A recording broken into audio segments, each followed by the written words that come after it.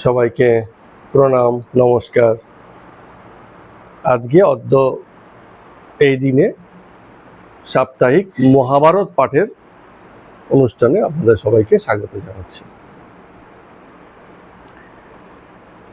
মহাভারত ভারতবর্ষের রচিত যেসব অতুলনীয় গ্রন্থাদি আছে, কাব্য গ্রন্থাদির সমতুল্যতা দেওয়া হয়েছে, জগৎ শ্রেষ্ঠ কাব্য হিসাবে এটাকে বিবেচনা করা হয়।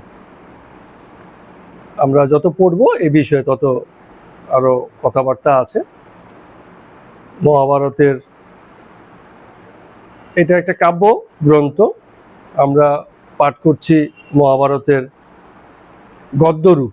সংস্কৃত যে মহাভারত আছে তার গদ্যের ভাষারূপ রূপান্তর এবং শ্রীযুক্ত কালীপ্রসন্ন সিংহ দ্বারা এই মহাভারতটি বিরচিত। 2 খণ্ডের মহাভারত, তার প্রথম খণ্ড আজকে আমরা শুরু করছি। চলুন আমরা পড়তে পড়তে বাকি আলোচনা করা যাবে। প্রথমে অনুক্রমণিকা অধ্যায়। এই অধ্যায়ে বলা হচ্ছে নৈমিষারণ্যে সূতের আগমন এবং সমন্তক পঞ্চক তীর্থের মহিমা কীর্তন। এগুলো আমরা আলোচনায় আসবো। একটুখানি এটা যেহেতু মূল মহাভারতের অনুরূপ, ভাষা একটু জটিল হবে, একটু কঠিন হবে, কিন্তু পড়ার আনন্দও আছে। সাধু ভাষা হবে, প্লাস একটুখানি সাধারণ বাংলা ভাষার থেকে হলেও একটুখানি একটু একটু একটু অন্যরকম ভাষা, একটু যে ভাষাটা আমরা হয়তো এখন আর অতটা ব্যবহার করি না। তো এখানে প্রথমে একটা বলছে নৈমিষা অরণ্য। এটা একটুখানি আমরা ব্যাখ্যা করি। নৈমিষ মানে নিম অরণ্য, এটাকে বলা হয়েছে নৈমিষারণ্য। নিমসার মানে নিম গাছ হয়তো বেশি ছিল, এইসব জায়গা থেকে তার নামকরণ করা হয়েছে নৈমিষারণ্য, এবং সেখান থেকে এই জায়গার নামও নিমসার হয়ে গেছে। নিমসার জায়গাটা এখনো বর্তমানে ভারতবর্ষে উত্তরপ্রদেশে সীতাপুর জেলায় লখনৌ থেকে 94 কিলোমিটার ভেতরে গোমতী নদীর তীরে অবস্থিত এবং খুব পবিত্র স্থান হিসাবে এটাকে মান্য করা হয়। কেন মান্য করা হয়? কারণ এই স্থানেই সর্বপ্রথম বেদ পাঠ হয়েছিল এবং বিভিন্ন পুরাণাদি এখানেই সংকলিত হয়। তার মানে ব্যাসদেবের বসবাসের স্থান, রচনার স্থান কিংবা পাঠের স্থান বলা যেতে পারে। তো সেই নৈমিষারণ্যে নিমসার যেটা আছে সীতাপুর জেলাতে, যদি এখনো যান, 3টে দর্শনীয় স্থান খুব দেখা যায়। একটাকে বলা হয় চক্রতীর্থ, বৃত্তাকার জলাশয়, যেখানে আপনার বিষ্ণু চক্র দ্বারা সেটাকে আবৃত, এরকম একটা ব্যাখ্যা সেখানে আছে। এছাড়া আছে দধিচি কুণ্ড, যেখানে দধিচি তার মানে অস্থি দানের মধ্য দিয়ে সেই দেবতাদের সুরক্ষা করেছিলেন নিজের জীবন দান করে। আরেকটা আছে ললিতা দেবীর মন্দির, যেটা 52 সতীপীঠের একটা বিবেচনা করা হয়। তাহলে এই 3টে খুব গুরুত্বপূর্ণ স্থান আছে। ললিতা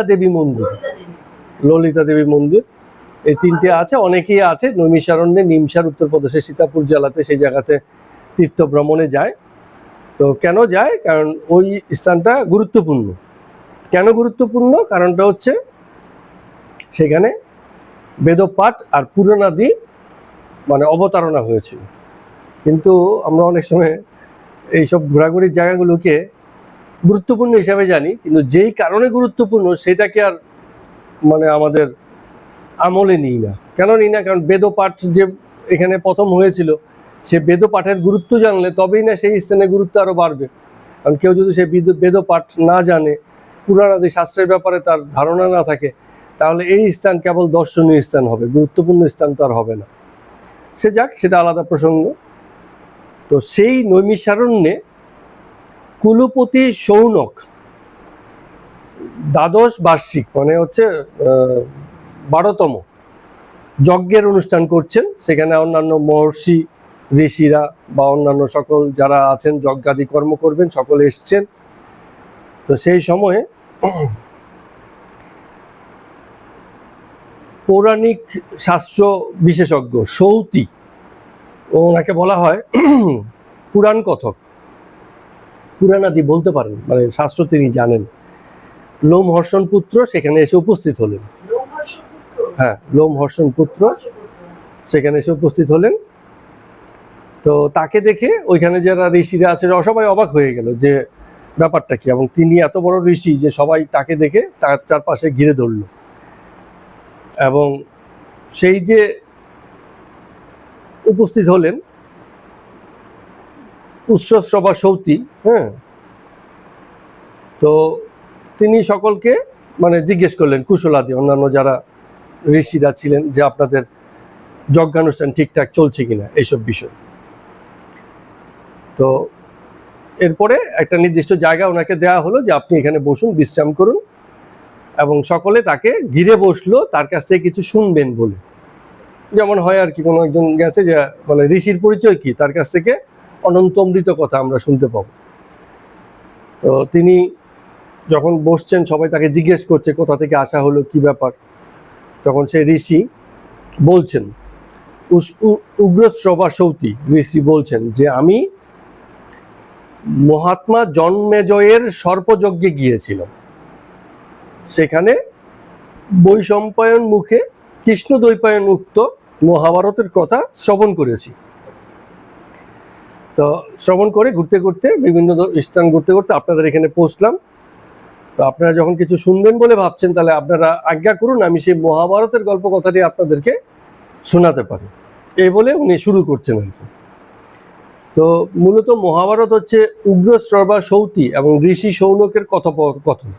ওনারা দুজন মিলে এই মহাভারতের কাহিনী, তার যে তত্ত্বীয় বিষয় আছে সেগুলোকে বলেছেন, ব্যাখ্যা করেছেন।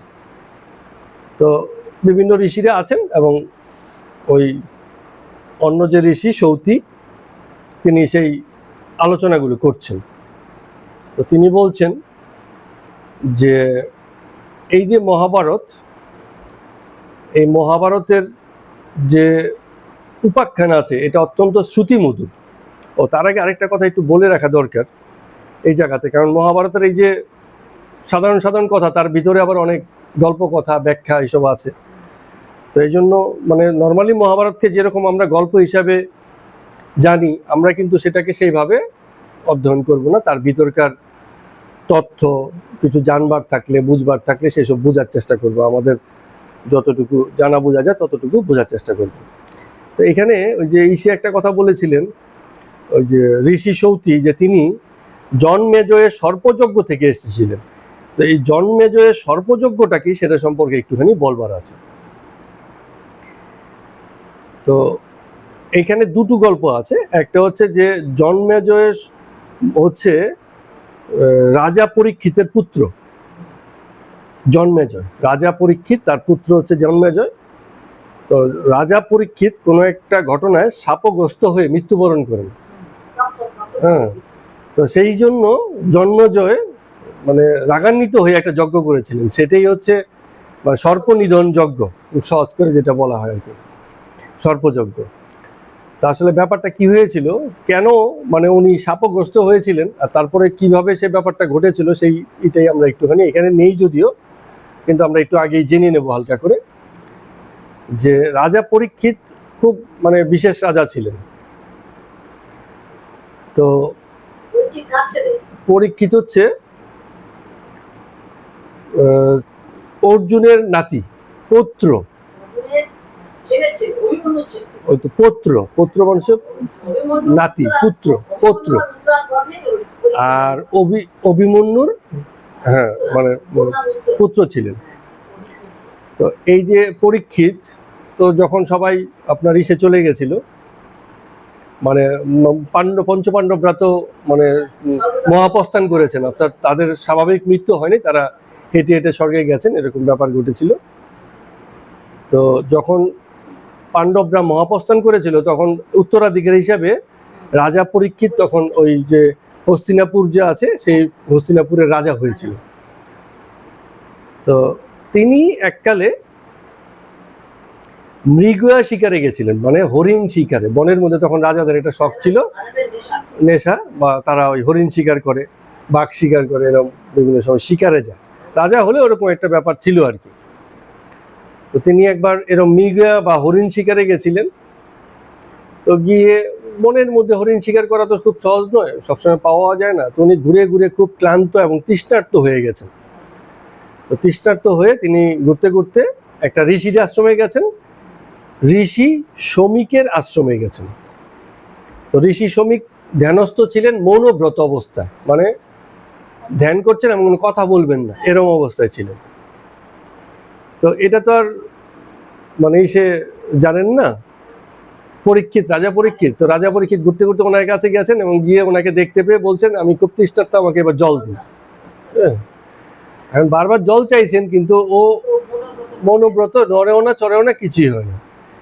এখন রাজা পরীক্ষিত যেটা হয়েছে, ক্লান্ত, অবসন্ন, ক্ষুধা তৃষ্ণায় জর্জরিত, এসে চাইছেন, এরকম বারবার বলছেন, কোনো উত্তর দিচ্ছেন না। উনি খুব মানে এমনি উনি খুব শান্ত স্বভাবের, খুব জ্ঞানী মানুষ, কিন্তু সেই সময়ে অনেক সময় হয় না, শান্ত মানুষও রেগে যায়।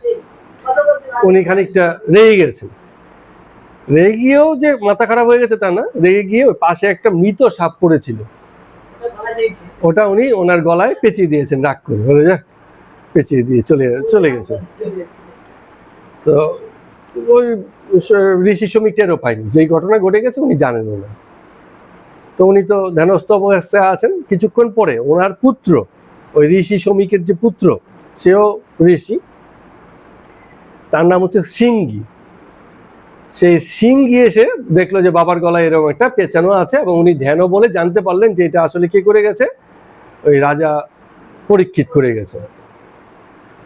এখন সিঙ্গি তো খুব মানে রাগী, কি আমার মানে ঋষিতুল্য পুত্র পিতাকে এরকম অপমান করে গেল এক রাজা। তো উনি তৎক্ষণাৎ অভিশাপ দিলেন যে 7 দিনের মধ্যে নাগরাজ তক্ষক দংশনে এই রাজার মৃত্যু হবে, অভিশাপ দিয়ে দিয়েছে। এখন তখনকার দিনের ঋষিদের অভিশাপ। আর এই জিনিসটা, এই অভিশাপ, শাপ করা, আশীর্বাদ করা, এটা মহাভারতের ভরপুর আছে, এবং যত ঘটনাচক্র আছে সব এইসবের কারণে ভীষণভাবে প্রভাবিত হয়েছে। এগুলো আমাদেরকে একটু জেনে নিয়ে এগোতে হবে। তো এই ঘটনার পরে যখন পিতা মানে ধ্যান ভঙ্গ করলেন, তো যখন সিঙ্গির কাছে শুনতে পেলেন তিনি এরকম অভিশাপ দিয়েছেন, তিনি কিন্তু খুব মানে দুঃখিত হলেন। বললেন যে না না, রাজা ইসে যে আছে, পরীক্ষিত যে আছে, সে খুব ভালো রাজা, ঠিক আছে, তার বংশ খুব উজ্জ্বল বংশের পুত্র তারা, তো এটা ওদেরকে, হ্যাঁ অভিমন্য ছেলে, এদেরকে এরকম ভাবে অভিশাপ দেওয়া যায় না। তখন কি করবে, ওই অভিশাপ তো দিয়ে দিয়েছে। এই জন্য ওই ঋষি শমিক লোক মারফত ওই রাজাকে গিয়ে খবর পাঠিয়েছেন যে দেখো, তোমাকে আমার পুত্র এরকম করে অভিশাপ দিয়ে দিয়েছে। এখন এতে রাজাও খুব দুঃখিত এবং অনুতপ্ত হয়েছেন, কিন্তু হলে কি হবে, তিনি জানেন যে ঋষির অভিশাপ কখনো ব্যর্থ হয় না, এটা পাল্টানো যাবে না। তো মৃত্যু নিশ্চিত জেনে রাজা পরীক্ষিত তখন ওই যে জন্মেজেয়, যার কথা বলছি, যে যজ্ঞের আয়োজন করছে, তাকে জন্মেজয়কে সিংহাসনে বসিয়ে দিলেন যে তুমি এবার রাজ্য শাসন করো। আর ওনার জীবনে 7 দিন বাকি ছিল, ঠিক আছে, সে 7 দিন উনি গঙ্গার তীরে গিয়ে একটা কুটিরে অবস্থান করে ভগবত চিন্তা করলেন এবং আমরণ অনশন শুরু করলেন, যে মৃত্যুর আগ পর্যন্ত আমি কোনো দানা গ্রহণ করব না, আর আমি যতক্ষণ বেঁচে আছি ঈশ্বর চিন্তা, ভগবত চিন্তা করে আমি মানে মৃত্যুবরণ করব। তো সেখানে যখন তিনি এরকম ধ্যানস্থ অবস্থার মধ্যে গেছেন, তো সেখানে ব্যাসদেব পুত্র সুখদেব গিয়ে উপস্থিত, হ্যাঁ, এবং রাজাকে তিনি খুব ভালো জানতেন। তো ওই সময়ে তিনি রাজাকে শ্রীমত ভাগবত পুরাণ মানে শোনান, শুনিয়ে ওনাকে ধন্য করেন। তো এই করে 7 দিন কেটে গেল। যথারীতি নাগরাজ তক্ষক অভিশাপ অনুযায়ী এসে সেই জন্মেজয়ের যে পিতা রাজা পরীক্ষিত, হ্যাঁ, তাকে ছোবল মারে, তার এবং সেই ছোবলে তার মৃত্যু হয় এবং তিনি ভস্মীভূত হয়ে যান। সেই এক ছোবলে ভস্মীভূত হয়ে যান, ছাই হয়ে যান, পুরে ছাই হয়ে যান। হ্যাঁ, তক্ষক মানে সর্পরাজ, সর্পদের রাজা। তো এখন যখন এই ঘটনা ঘটে, জন্মেজয় যখন জানতে পারেন, তিনি আবার পিতার এই অপমৃত্যুতে উনি আবার খুব রেগে যান।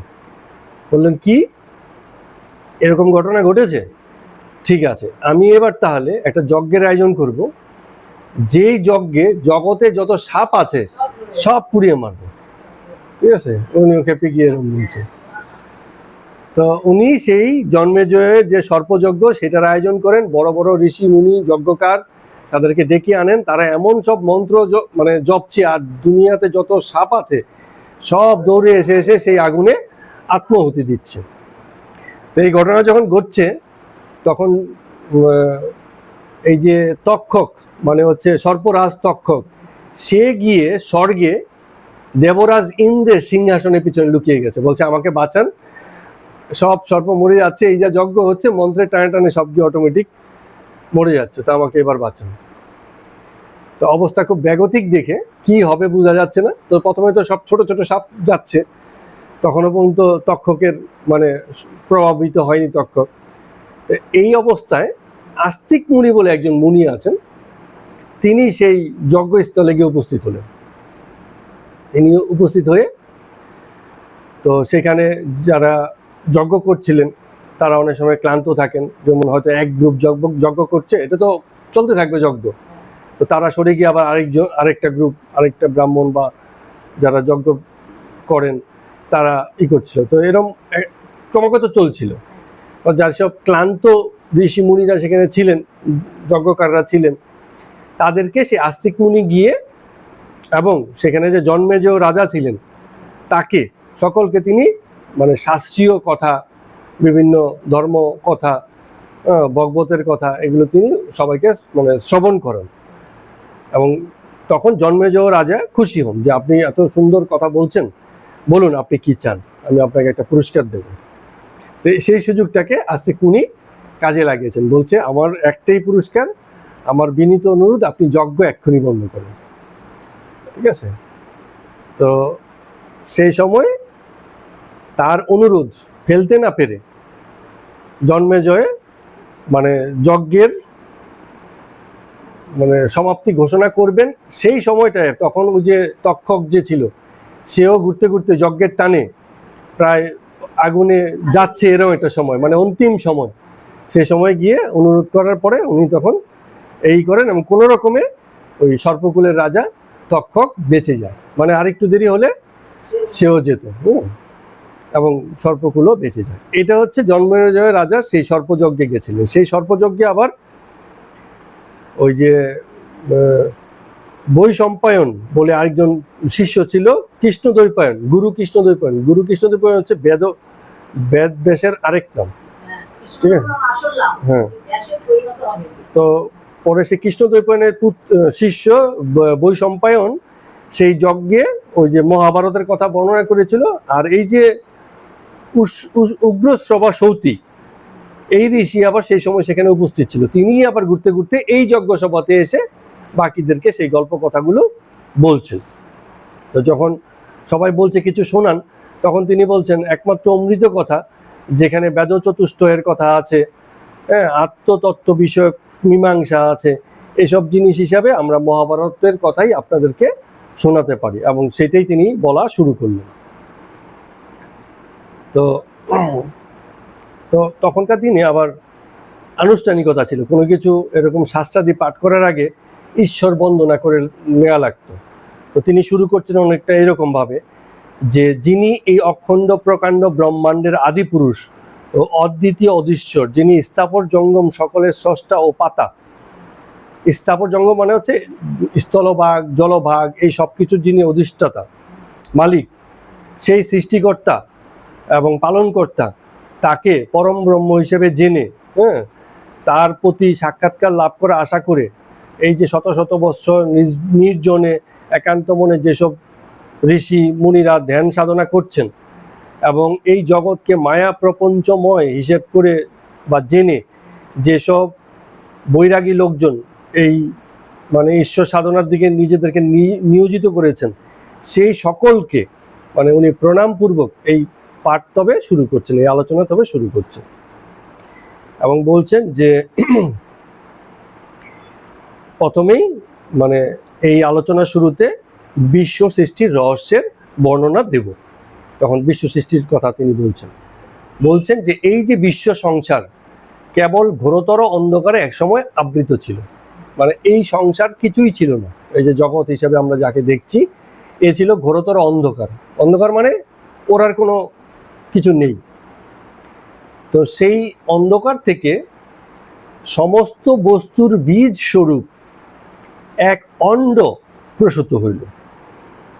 তো এগুলোর ব্যাখ্যা করা একটু মুশকিল আছে, আর মহাভারতের এই অল্প কথাতে এই জিনিসের ব্যাখ্যা হয় না, পরবর্তীতে আরো আলোচনা আছে। এই জন্য আপাতত যেরম যেরম বলেছে ওইটুকুনি আমরা বলছি। অণ্ড মানে হচ্ছে ডিম, অণ্ড। হ্যাঁ, এটা ডিম। কিন্তু কথা হচ্ছে, বলছে যে এই সমস্ত বস্তুর বীজ স্বরূপ ডিমের আবির্ভূত হলো। ডিম অ্যাকচুয়ালি আবির্ভূত হয় না, ডিমের আকৃতির কিছু একটা গোলাকার কিছু আবির্ভূত হয়েছে। কারণ তখন ডিম হবে কোথেকে? যখন জগতই সৃষ্টি হয় না, তখন তো ডিমের কোনো ব্যাপার নেই। তা এগুলো একটুখানি ডিম্বাকৃতির বা গোলাকৃতির, এটাও ঠিক, আপনি এটাও ঠিক কথা বলেন, বীজ স্বরূপ। হ্যাঁ, এটাও ঠিক। ওই তো বলেছেও যে বীজ স্বরূপ, হ্যাঁ, এক গোলাকার কিছুর আবির্ভাব ঘটল। কি সেটা, এটার ব্যাখ্যা চলে না, কারণ তখন অনন্ত অসীমতা, দ্রষ্টা নেই, কেউ যে দেখবে সেই জিনিস দেখার মতো কেউ নেই। জগৎ তো তৈরি হয়নি। তো তিনি তখন বলছেন সেই অন্ডে, মানে সেই গোলাকৃতি যে মানে আধার, এটাকে জায়গাও বলা যাবে না, এটা হচ্ছে একটা আধার, ভাষা দিয়ে বলতে গেলে একটু মুশকিল আছে। বলছেন সেই আধারে অনন্ত, অচিন্তনীয়, অনির্বচনীয়। অনন্ত মানে কি? যার সীমা নাই। অচিন্তনীয় মানে কি? যাকে চিন্তা করা যায় না। অনির্বচনীয়, যাকে বর্ণনা করা যায় না। হ্যাঁ, এরকম নিরাকার, নির্বিকার, জ্যোতির্ময় ব্রহ্মার আবির্ভাব ঘটলো। সেই যে গোলাকার ইসের মধ্যে ব্রহ্মার আবির্ভাব ঘটলো। এটাকে বলে সব প্রকাশিত, কোথাও থেকে তৈরি হননি, আপনি আপনি প্রকাশিত হলেন। তো অনন্তর সেই অন্ডে এই ব্রহ্মাকে বলা হয় প্রজাপতি ব্রহ্মা। এটা তো আপনারা জানেন। প্রজাপতি মানে কি? যিনি প্রজার পিতা, প্রজাপতি তাকে বলা হচ্ছে। মানে এই যে জগতে প্রজাকুলের তৈরি হলো, যত রকম প্রাণী তৈরি হলো, তাদের আদি পিতা হচ্ছে ব্রহ্মা। হ্যাঁ, তো সেখানে বলছে যে অনন্ত ব্রহ্মা স্বয়ং প্রকাশিত বা স্বয়ং জন্ম পরিগ্রহণ করলেন, নিজে নিজেই নিজেকে জন্মালেন, কারোর দ্বারা তৈরি হননি। এরপরে এই যে স্বয়ং প্রকাশিত হওয়ার যে ব্যাপারগুলো, স্থানু, স্বয়ম্ভুব, মনু, 10 প্রচেতা, দক্ষের সপ্তপুত্র, সপ্তর্ষি, চতুর্দশ মনু, নানান মনুর জন্ম লাভ করলেন। মানে এগুলোকে ব্যাখ্যা করা একটু মুশকিল আছে। যেমন এই যে সপ্তর্ষি বলা হয়, 7টা ঋষি নাম অনুসারে আকাশের 7টা তারাকে এই নাম করা হয়েছে। এখন ঋষিরা আমাদের সামনে নেই, কিন্তু তার নাম অনুসারে 7টা তারা আমাদের সামনে আছে। ঠিক আছে?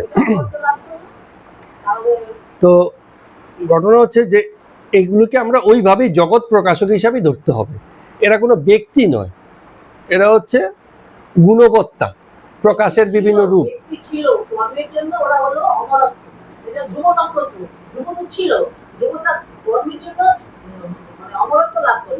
এখন যদি তাই বলি, তাহলে যখন প্রজাপতি ব্রহ্মার পরে এই যে ইসের সৃষ্টি হলো, এই যে আপনার এইসব মনু বা মনুষ্য পিতা বা মনু পূর্বপুরুষ যখন জন্মালো, তারা তখন ছিলেন কোথায়? ঠিক আছে, কিন্তু যদি আমরা তাদেরকে কোনো মানুষ হিসেবেই ধরি, তাহলে তারা ছিলেন কোথায়? এটা তো বলা যাবে না, কারণ তখনও তো পৃথিবী তো ছিল না, তখনও পৃথিবীর মানে প্রকাশ হয়নি। এখানে বলছে, একটু পড়ি তাহলে দেখতে পাবেন। বলছেন এই চতুর্দশ মনুর জন্ম লাভ হলো, চতুর্দশ মনু প্রথমে। তারপরে মহর্ষিগণ যাহার গুণ কীর্তন করিয়া থাকেন, সেই অপ্রেমীয় মানে হচ্ছে পরিমাপ করা যায় না, যাদেরকে মানে বুঝানো যায় না পুরুষ, 10 বিশ্বদেব, দ্বাদশ আদিত্য, অষ্টবসু, যমজ, অশ্বিনী কুমার, যক্ষ, সাধুগণ, পিশাচ, গুহক ও পিতৃগণ উৎপন্ন হইলেন। কিন্তু তখনও পৃথিবীর কথা নেই। অনন্তর অনেক বিদ্বান মহর্ষি, রাজর্ষিগণ উৎপন্ন হইলেন।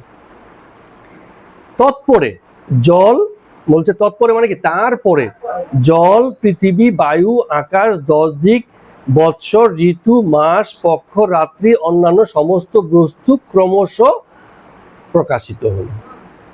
ঠিক আছে? তাহলে এরা মানে যদি মানুষ বলি তাহলে মানুষ তো কেবলমাত্র পৃথিবীতেই ছিল। আর যদি কোনো মানুষ বা দেবতা থাকে, হ্যাঁ, তারা পৃথিবীতে ছিলেন না, তারা এমন কোনো লোকে ছিলেন যেই লোকের বর্ণনা আমরা জানি না। এখানে বলেও দিয়েছে প্রমেয়। এটার অর্থ হচ্ছে যাদেরকে প্রমাণ করা যায় না যে তারা ছিলেন। বুঝতে পারছেন? মহাভারতও কিন্তু এই শব্দগুলোকে প্রয়োগ করেছে, কারণ যদি বলতো যে ছিলেন এবং তারপরে বলছেন পৃথিবী তৈরি হলো, আছে এই যে জল, পৃথিবী, বায়ু, আকাশ, এই পাঁচটাকে আমরা কি বলি? পঞ্চতত্ত্ব। এখানে পৃথিবী মানে এই যে জগতের পৃথিবী না, পৃথিবী হচ্ছে ভূভাগ, মানে কঠিনত্ব। হ্যাঁ, কঠিনত্ব মানে হচ্ছে কঠিন গুণ। এই যে জল বলতে জল বুঝায় না, জল বলতে বুঝায় তরলতা, এগুলো আমরা আলোচনা করেছি আগে। বায়ু বলতে শূন্য স্থানে অধিকার করে যা থাকে তাকে বলে বায়ু। আকাশ মানে হচ্ছে শূন্য স্থানকে বোঝায়। এইসবের সৃষ্টি হলো, অর্থাৎ এগুলো সবই গুণ। সেই সময়ও এগুলো মানে সেই রকম প্রকাশ নেই, বা এগুলোকে আমরা আমাদের স্বাভাবিক বুদ্ধি দিয়ে পরিমাপ করতে পারবো না। এই জন্য কথাটা বলা হয়েছে অপ্রমেয়। এগুলোকে ঠিক হিসেব করে বলা যাবে না যে এটা এই রকম, কিন্তু সেই রকমের একটা প্রকাশ ঘটেছিল। তো বলছে ঋতুই না শুধু, মাস, পক্ষ, রাত্রি, আর ধীরে ধীরে অন্য সমস্ত বস্তুর প্রকাশ ঘটল। এরপরে বলছে প্রলয়কালে, এগুলো ব্যাপারে মহাভারতে আরো বিশাল ব্যাখ্যা আছে, বড় ব্যাখ্যা আছে। এখানে হয়তো প্রথম দিকে অল্প করে বলেছে, এটাই আরো ব্যাপকভাবে আছে, বড় ব্যাখ্যা আছে। আচ্ছা, প্রলয়কালে উপস্থিত হইলে এই বিশাল বিশ্ব সংসার সমুদায় একমাত্র সেই পরম ব্রহ্মেই লীন হইবে, অর্থাৎ যেখান থেকে প্রকাশিত হয়েছে আবার যখন ধ্বংস হবে সেই একই জায়গার ভিতরে গিয়ে লীন হবে। এটা আমাদের মহাবিশ্বে এমনিতেও ঘটে, ঠিক আছে? মহাবিশ্বে এরকম হয়, যা কিছু প্রকাশিত আবার সংকুচিত হতে হতে আবার ছোট হয়ে আসে। তো এইরকম ব্যাপারগুলো ঘটে। তো এটাকে বোঝানোর জন্য বলছেন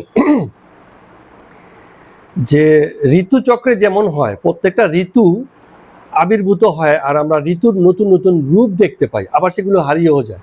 কোথায় যায়? সুন্দর কথা বলেছে। এই যে জগতে যে ঋতু, বর্ষাকালে এত বৃষ্টি হয়, শীতকালে বৃষ্টির খবরই নেই, কোথায় গেল সেগুলো? ঠিক আছে, আবার ঠান্ডাকাল যখন আসে তখন আর গরমকালের যে কাঠফাটা রোদ্দুর বা এই যে এরকম গরম সেসব নেই।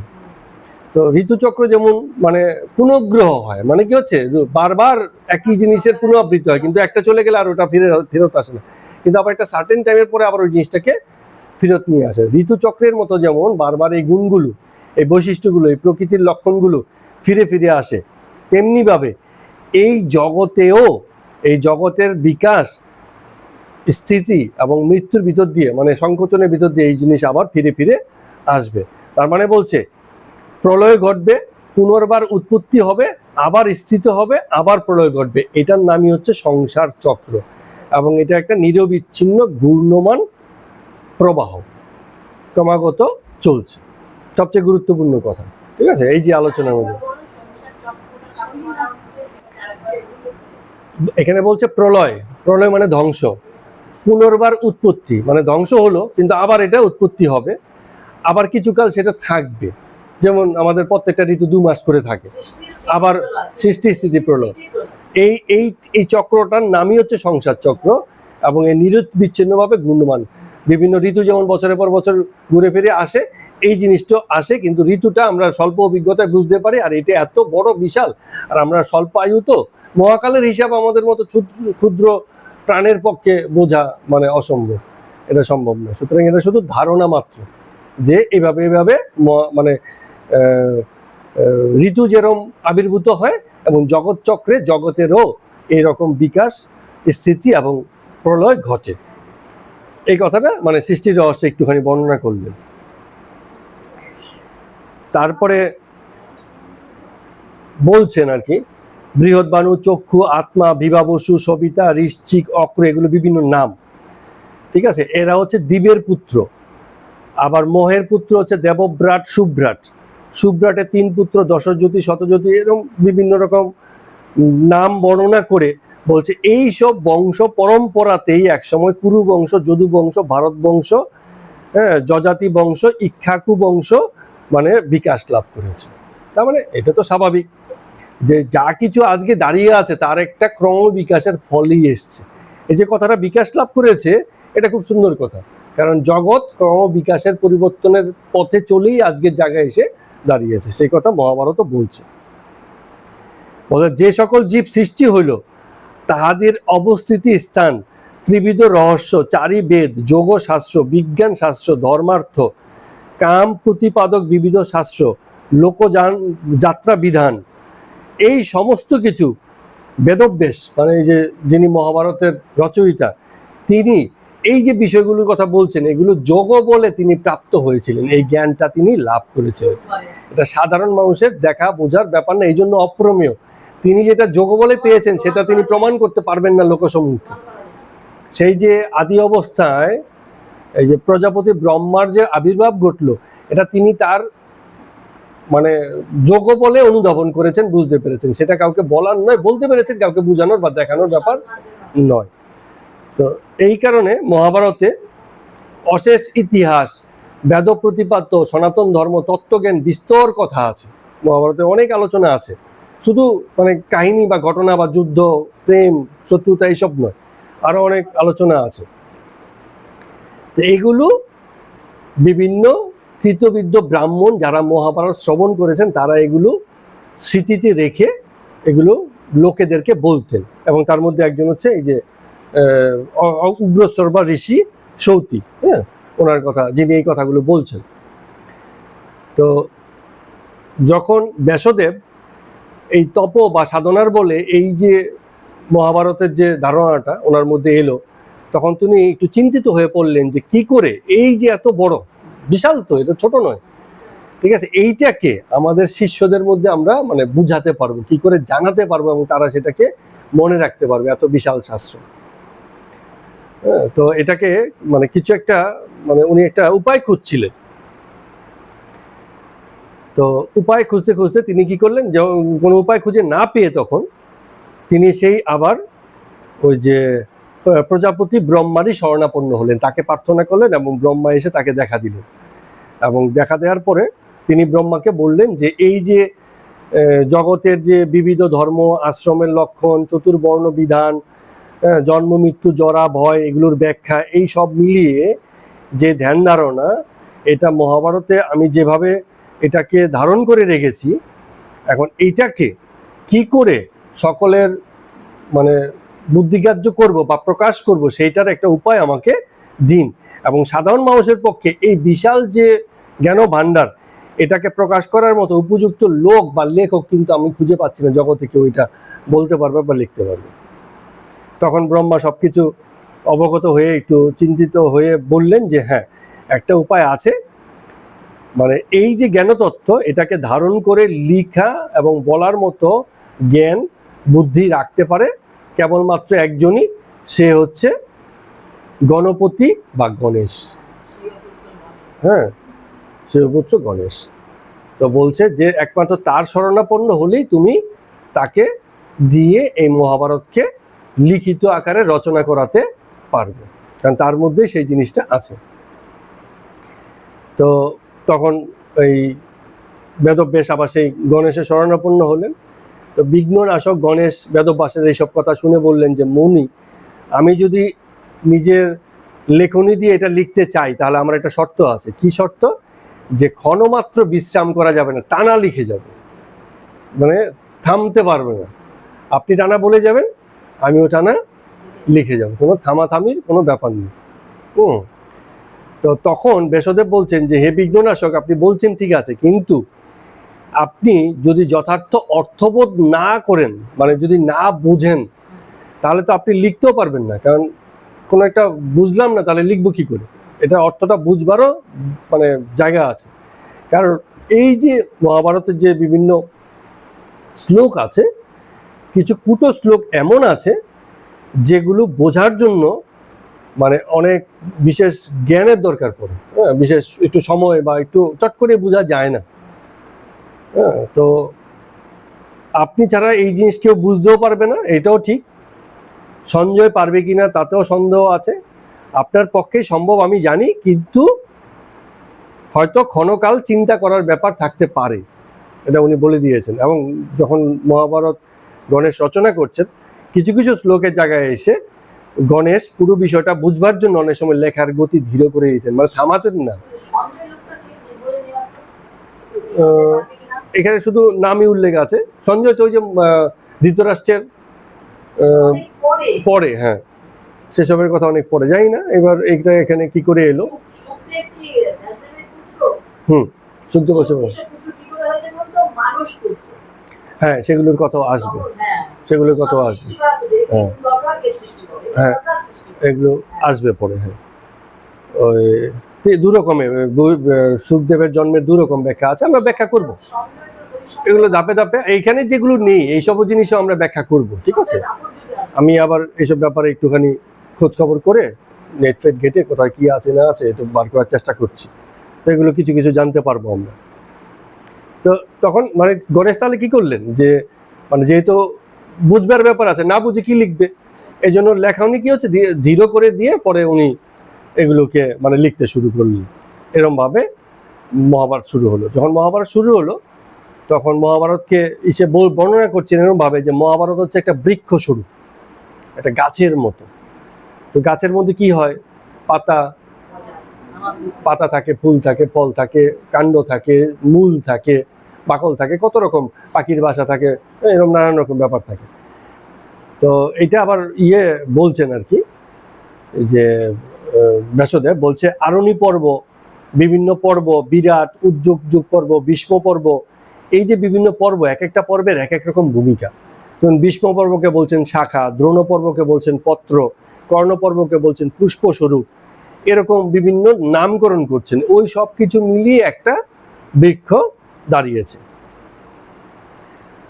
তো বলছে মেঘ এলে যেমন সকলের কাছে খুব ভালো লাগে, কেন? কারণ মেঘের পরে বৃষ্টি হয়, মেঘ এলে আকাশে মেঘ এলে পরে বৃষ্টি হয় না, তো একটা তখন ধরা বা প্রকৃতি শান্ত হয়ে যায়, সৌন্দর্য বর্ধন হয়, নতুন ইসের জন্ম হয়। তো বলছে যে মহাভারত অধ্যয়নকালে লোকের মধ্যে, কবিকুলের মধ্যে এই রকম অনুভূতি হয়, এর যে সুস্বাদ, সুগন্ধ, হ্যাঁ মানে সে বর্ণনা করছে বলে এই অতুলনীয় এইরকম। তো এবারে একটা জায়গাতে বলছেন, এটার ব্যাখ্যা আজকে করব না আমরা, কারণ এটা একটু ব্যাখ্যা করতে গেলে বড় আছে। একটা জায়গাতে আছে ধৃতরাষ্ট্রাদির জন্ম হিসেবে, এখানে একটা অংশ আছে, এই অংশটার ব্যাখ্যা আমরা পরে করব। তো অল্প একটু বলে রাখছি এখন। তো বলছেন ভগবান বাদ্রিয়ায়নী জননী সত্যবতীর অনুমতিক্রমে, এই বাদ্রিয়ায়নীকে বাদ্রায়ণী, বাদর যোগ অয়নী, বাদর হচ্ছে যে জায়গাতে মানে এমন একটা জায়গা যে জায়গা হচ্ছে বাদর বেশি থাকতো, সেখানে যিনি বাস করতেন তার নাম হচ্ছে বাদ্রায়ণী। মহর্ষি বেদব্যাসকেই বাদ্রায়ণী বলা হয়, ঠিক আছে। তিনি তার জননী সত্যাবতীর অনুমতি নিয়ে ভীষ্মদেবের নিয়োগ অনুসারে, ভীষ্মদেবের ইচ্ছা অনুযায়ী, বিশ্বদেবের ইচ্ছা অনুযায়ী বিচিত্র বীর্যের ক্ষেত্রে, মানে তাদের স্ত্রীদ্বয়ের মধ্যে তখন একটা প্রথা প্রচলিত ছিল, সেই বিষয়ে আজকে আলোচনা করব না, সংক্ষেপ বলে তাহলে আর এগোনো যাবে না, আমরা পরে আসবে বলে এই জিনিসটা পরে আলোচনা করছি। মানে তিনি 3 সন্তানের জন্ম দেন, এই যে ব্যাসদেব, ঠিক আছে। তাদের নাম যথাক্রমে ধৃতরাষ্ট্র, পাণ্ডু এবং বিদুর, এই 3 জনের 3 রকম নাম। তার মানে ধৃতরাষ্ট্র ওই বাদ্রায়ণী বা ব্যাসদেবেরই একরকম পুত্র, ঠিক আছে, এবং পাণ্ডু এবং বিদুরও বটে। তো মহর্ষি ইহাদিকে উৎপাদন করিয়া পুনর্বার তপস্যায় নিমিত্তে আবার আশ্রমে প্রস্থান করেছিল। তো ওই 3 পুত্র জরাগ্রস্ত হয়ে লোকান্তরে গমন করিলে মহর্ষি তখন আবার নরলোকে ফিরে এসে এই মহাভারত বা ভারতের প্রচার শুরু করে, যারা একটু ডাইভার্টেড হয়ে গেছিল। এটুকু বর্ণনা আছে, এটার একটু ভালো ব্যাখ্যা আছে, আমরা আরেকদিন করব। এইবার মহাভারতের সংক্ষিপ্ত সার এখানে বর্ণনা করা হয়েছে, যে কুরু বংশীয় ইতিবৃত্ত, গান্ধারীর ধর্মশীলতা, বিদুরের বুদ্ধি, কুন্তির যে ধৈর্য, বাসুদেবের যে মাহাত্ম্য, বাসুদেব হচ্ছে শ্রীকৃষ্ণের মাহাত্ম্য, পাণ্ডব দিকের সরলতা, আর ধৃতরাষ্ট্র পুত্র দিকের দুর্বৃত্ততা, মানে এরা তো লোক ভালো নয়। তারপরে স্বগ্রন্থে দ্বৈপায়ন, কৃষ্ণ দ্বৈপায়ন, এই সকল সুন্দর করে ধীরে ধীরে বর্ণনা করেছেন। তো বেদব্যাস এই মহাভারত প্রস্তুত করিয়া সর্বপ্রথমে তার নিজের পুত্র সুখদেবকে সেটাকে শোনান, সুখদেবকে সবার আগে শোনান। পরে শিষ্যমণ্ডলী যারা আছে তাদেরকে এই জিনিসটা বিতরণ করেন। ব্যাসদেবের শিষ্য বৈশম্পায়ন ওই যে যজ্ঞের গিয়ে যে বর্ণনা করছিল, সে আবার সেই জিনিসটা ওই যজ্ঞের মধ্যে বর্ণনা করেছিল। তো মহাভারতে দুর্যোধন ক্রোধময় মহাবৃক্ষ, দুর্যোধনকে বলা হচ্ছে একটা বড় গাছের মতো যার ক্রোধে ভরা, রাগ, প্রচুর রাগ ছিল তার মধ্যে। কর্ণ হচ্ছে স্কন্দ, শকুনি হচ্ছে শাখা স্বরূপ, সবকিছু ছড়িয়ে দিয়েছে। দুঃশাসন ফল আর পুষ্প স্বরূপ, আর রাজার ধৃতরাষ্ট্র হচ্ছে তাদের মূল, সবকিছুর গোড়া হচ্ছে ধৃতরাষ্ট্র নিজে। আবার অন্যদিকে বলছে যুধিষ্ঠির হচ্ছে ধর্মময় মহাবৃক্ষ, যুধিষ্ঠিরকে বলা হচ্ছে ধর্মময় মহাবৃক্ষ। অর্জুন হচ্ছে তার স্কন্দ, স্কন্দ মানে হচ্ছে ডালপালা আর কি। ভীমসেন হচ্ছে, স্কন্দ হচ্ছে কাজ, আসলে ডালপালা নয়, কাজ। তো ভীমসেন হচ্ছে তার শাখা, আর মাদ্রী সুত নকুল আর সহদেব হচ্ছে তাদের পুষ্প আর ফল, আর কৃষ্ণ ব্রহ্ম আর ব্রাহ্মণগণ হচ্ছে তাদের মূল। মানে সবকিছু পরিচালনার পিছনে আবার কৃষ্ণেরই হাত, সেই রকম বলছেন। তো রাজা পাণ্ডু বুদ্ধি ও বিক্রম প্রভাবে নানা দেশ অধিকার করিয়া অবশেষে বনবাসী ঋষিদিগের সহিত অরণ্যে মৃগয়া রস পরবশ হইয়া কাল যাপন করিলেন। রাজা পাণ্ডু যে আছে, ওই যে বললেন না তিনজনের জন্ম হয়েছে, ধৃতরাষ্ট্র, পাণ্ডু এবং বিদুর। পাণ্ডু হচ্ছে ঈশেদের পিতা, পঞ্চ পাণ্ডবের পিতা, বাবা। তো তিনি একবার একটা সদ্ভোগাসক্ত মৃগয়া বা হরিণকে লক্ষ্য করে তীর নিক্ষেপ করেন এবং হরিণ মৃত্যুমুখে পতিত হয়। এবং ওখানে যা হয়, মৃত্যুমুখে যখন পতিত হলো তখন তিনি অভিশাপ দিলেন, সেই হরিণ এই রাজা পাণ্ডুকে অভিশাপ দিলেন। কি অভিশাপ দিলেন? যে আপনি আমাকে এমন সময় সংহার করেছেন যেটা অনুচিত, তাই আপনি কখনো সদ্ভোগ সুখ করতে পারবেন না এবং কোনো সন্তানের জন্ম দিতে পারবেন না, অভিশাপ দিয়েছে। তো সেই অভিশাপের কারণে যদি করেন বা করার চেষ্টা করেন তাহলে কিন্তু আপনার মৃত্যু মুখে আপনি পতিত হবেন, মারা যাবেন। তো এই কারণে তখন ধর্ম, বায়ু, ইন্দ্র, অশ্বিনী কুমারের ঔরস্যে পাণ্ডব দিকের জন্মলাভ হলো, যারা হচ্ছে আদি পিতা। ওই যে আমরা আদি নর বলছিলাম না, কিছুক্ষণ আগে ব্যাখ্যা হচ্ছিল, তো তখন এইসব পাণ্ডব দিকের জন্ম হয়েছিল। কুন্তী ও মাদ্রী ঋষিগণের সেই পরম পবিত্র আশ্রমে পাণ্ডবদিকে লালন পালন করেছিলেন। প্রথমে কুন্তী এবং মাদ্রী, দুই স্ত্রী ছিল তার, কুন্তী এবং মাদ্রী পাণ্ডবের। তারা পুত্র লাভ করার পরে তাদেরকে ঋষিগৃহে লালন পালন করেছেন। তো অত্যন্ত যত্নে, অত্যন্ত সুন্দর শিক্ষা এবং জ্ঞান লাভের মধ্য দিয়ে তারা বড় হয়। তো যখন তারা মোটামুটি বড় হয়ে গেছে তখন তাদেরকে সেই যে মানে তাদের যে রাজপ্রাসাদ তাদেরকে ফিরিয়ে নিয়ে আসা হয়, বলে তোমরা আসো, ঠিক আছে। তো তারা যখন আসে কৌরবরা, তখন ওইখানে যারা পাণ্ডবরা যখন আসে তখন কৌরবরা তাদেরকে দেখে হাসাহাসি শুরু করেছিল যে এরা কারা, এরা বলে আমাদের ভাই, হ্যাঁ, এরকম মানে জ্ঞাতি ভাই আর কি, মানে আমরা আমাদের ভাষায় বললে কাকাতো ভাই, ঠিক আছে। এদেরকে কখনো দেখেনি, তারা এসেছিল, তাদেরকে নিয়ে আসছে, বলছে যে এরা আমাদের ভাই। এই নিয়ে তারা খুব হাসাহাসি করেছিল। কেউ কেউ বলল ভালোই হলো, বহুকাল হয়েছে পাণ্ডু রাজা লোকান্তরিত। পাণ্ডু রাজা ওই রাজ্যে ছিলেন না, ওই তো বলা হয়েছিল যে উনি বনবাসে ছিলেন। তো যাই হোক, ইহারা পুত্র রায় ফিরে এসছে, এটা তো খুব ভালো কথা। এরকম নানান রকম কথা বলছিল। তো যখন এরকম কোলাহল হচ্ছে, কেউ মানতে রাজি নয় তাদেরকে, তখন আকাশবাণী হয়েছে, মানে দৈব বাণী হয়েছে, এবং পুষ্প বর্ষণ হয়েছে, এবং সুন্দর সুগন্ধি এই বাতাসে, হাওয়াতে মানে পাওয়া যাচ্ছিল। এবং এই রকম মানে একটা খুব অলৌকিক পরিবেশের ভিতর দিয়ে, তাদের আগমনের মধ্য দিয়ে, হ্যাঁ, প্রকৃতির আহ্বানের ভিতর দিয়ে তারা নগরে প্রবেশ করেছিল, মানে সেই পঞ্চপাণ্ডব। এবং এইসব দেখে, এইসব অদ্ভুত ব্যাপার দেখে ওই যখন ওই নগরবাসী যারা ছিল তারা কিন্তু অদ্ভুত আনন্দ প্রকাশ করলো যে তাহলে নিশ্চয়ই তারা পাণ্ডবেরই পুত্র হবে, নাহলে কি করে এরকম মানে ঘটে। তো তারা তখন পাণ্ডবেরা ওই নিখিল বেদ বিভিন্ন শাস্ত্র অধ্যয়ন করে অন্যান্য যে মানে ভাইরা আছে যুধিষ্ঠির বা অন্যান্য ভাই সকলের সঙ্গে মিলেমিশে তারা কিন্তু আচারে ব্যবহারে ধৈর্যে শিক্ষায় বড় হতে লাগলো। তো কেউই কিন্তু হলে কি হবে, ওই যে যারা কৌরবরা ছিল তারা কিন্তু ওদেরকে সহ্য করতে পারতো না প্রথম থেকেই, কারণ হঠাৎ করে এসেছে তো ওদের ভালো লাগতো না। তো মহাবীর অর্জুন আবার এত মানে বীরত্ব তার মধ্যে ছিল যে সে কখনো কারো কাছে পরাজিতই হতো না। এবং এইসবের ঘটনার কারণে যুধিষ্ঠির যখন রাজসূয় যজ্ঞের আয়োজন করেছে সকলে দেখেছে তাদের মানে বারবারন্ত কেবল বাড়ছে, তারা কেবল প্রতিষ্ঠিত হচ্ছে, প্রতিষ্ঠাতি হচ্ছে। তো এই কারণে তাদের মধ্যে ভীষণ রকম একটা হিংসা বোধ মানে ভীষণ রকম আসতে শুরু করলো। তো শ্রীকৃষ্ণ বাসুদেবের পরামর্শে, বাসুদেব শ্রীকৃষ্ণের পরামর্শে মানে তারা জরাসন্ধ বধ করেছে, শিশুপাল বধ করেছে, এই সব কিছু করে রাজসূয় যজ্ঞ মহাযজ্ঞের আয়োজন করছে।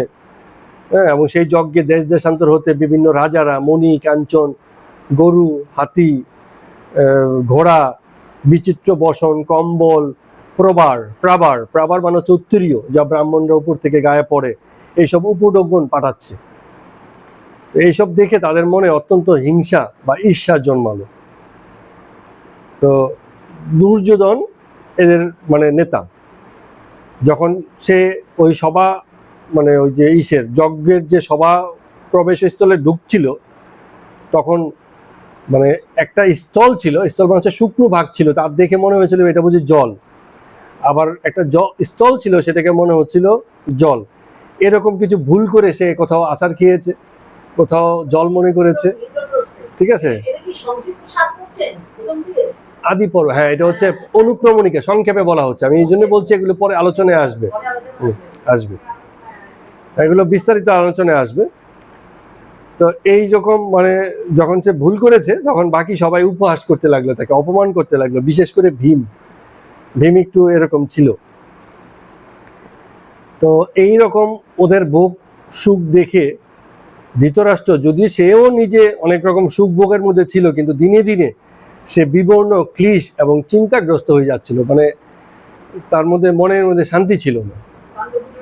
হ্যাঁ, জয়লাভ করছে, হ্যাঁ।